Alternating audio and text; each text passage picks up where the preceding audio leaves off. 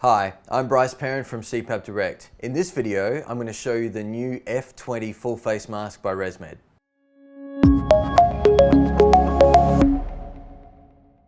So the F20 is a really good hybrid between the F10 that ResMed have had just recently and the old Mirage Quattro, which is probably the most famous full face mask that ResMed have ever done. They've brought in some extra key funky factors like the magnets to hold the mask on, and they've done a lot of work in the seal to get this to seal very well. I'm a big fan of this mask and I don't like full face masks at all.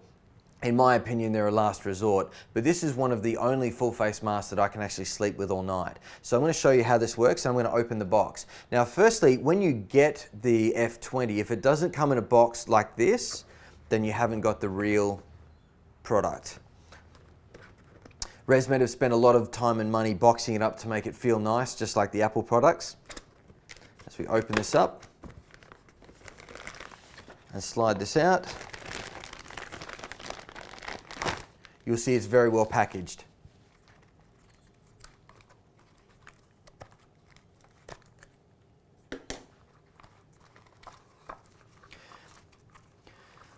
So one of the first things that you'll notice with this mask is that, again, there's nothing on the forehead. So there's no T-piece up there. You can wear your glasses with it if you're reading. There's quite a big opening gap there where the elbow goes in the front, which means you can remove that if you need to go to the bathroom without taking the mask off your face. And they use magnets. The magnets are great for people that have arthritis in the fingers and they find it hard to use hooks or clips to get the mask on and off, because the magnets find their way to the target very easily. So once it's set right, it's very easy to take on and off. I'll pull the cushion out and you'll be able to see the amount of work that's gone into this seal is incredible. They've made it quite soft up the top here and also just underneath the lips. Some of the feedback we had on the F10 mask was that it was really harsh on the bridge of the nose and people would end up with red marks on their face. So ResMed have spent a lot of time and money investigating this, and they wanted to build a mask that had a really good seal but didn't have to be tight, didn't have to be really strapped on to get a good seal.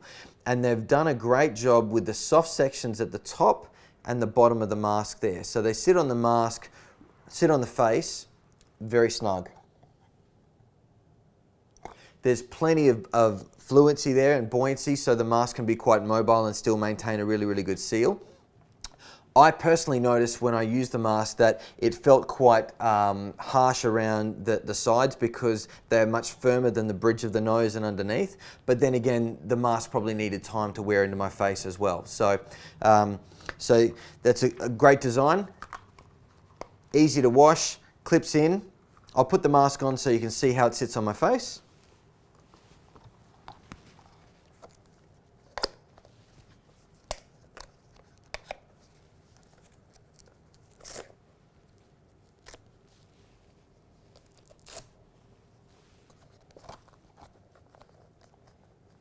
That's how I would have the mask normally.